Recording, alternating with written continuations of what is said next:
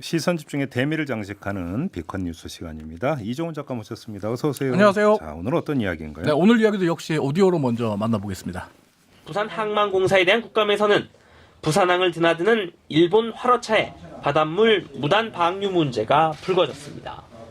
일본의 바닷물이 매일 53톤씩 부산항에 버려지고 있습니다.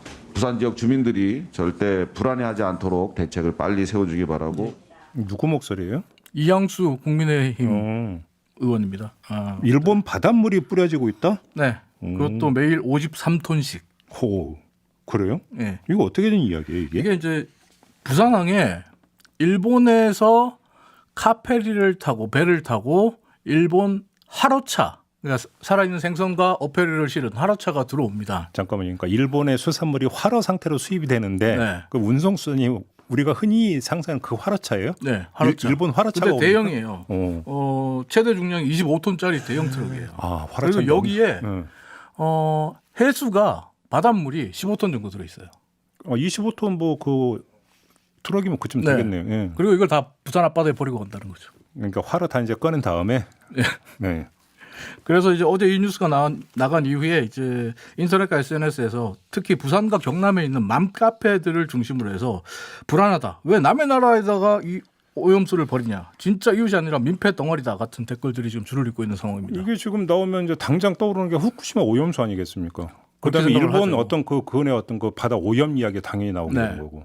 그것 그래서 때문인 거죠. 오염에 대해서 걱정을 많이 하시는데 그 질문에 대해서는 작년에 박영범 당시 청와대 농해수 비서관이 대답한 게 있습니다. 네. 박영범 비서관이 했던 말 직접 한번 들어보시죠. 부산항을 입항한 일본 화로차 수산물의 원산지는 홋카이도, 나가사키, 후쿠오카, 시마네였으며 이들 시료를 분석한 결과 11개의 바닷물 샘플 모두 세심 농도가 1리터당 약 0.001에서 0.002 베크렐로 측정되었습니다. 보통 우리나라 바닷물의 세습 농도가 1리터당 0.001에서 0.004 베크렐인 점을 고려하면 일본 화로차 내부의 해수가 우리나라 바닷물과의 큰 차이점은 없는 것으로 측정된 것입니다. 이미 제기가 돼서 그러니까 그 측정까지 했는데 이것만 별로 문제 없는 거잖아요. 근데 이게 작년에 그 청와대 국민청원 게시판에 네. 일본 하루차가 바닷물을 국내에 무단 방류하고 가는 바람에 우리도 모르는 사이에 대한민국의 국토가 방사능에 오염되고 있을지 걱정된다는 글이 올라왔고 이 글에 21만 명 이상이 동의를 했어요. 그래서 그러면서 대답을 청와대 한 거군요. 비서관이 직접 답변을 한 건데 작년 7월과 8월에 그 부산항에 입항한 일본 하루차를 조사했는데 60대를 대상으로 해서 해역대가 구분되는 11대의 바닷물만 채취한 겁니다. 전수조사가 아니에요.